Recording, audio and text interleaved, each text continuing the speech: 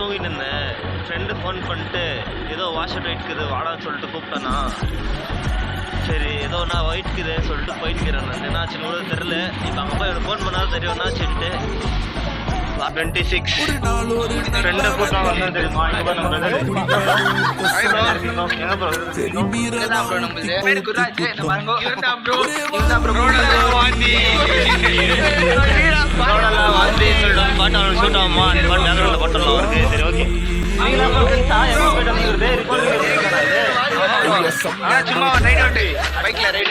பத்து 15 ஃப்ரெண்டு வச்சிருக்கலாம், சந்தோஷமா இருக்கான். ஒரே ஒரு ஃப்ரெண்டை வச்சுக்கிட்டு நான் படுற அவஸ்தை